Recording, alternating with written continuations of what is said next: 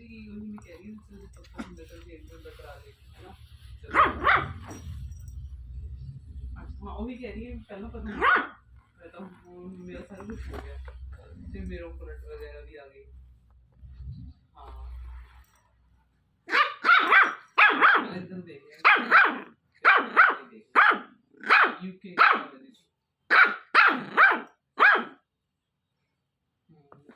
ਉਹ ਐਕਸਪੀਰੀਅੰਸ ਤਾਂ ਨਹੀਂ ਦਾ ਬਣਵਾਇਆ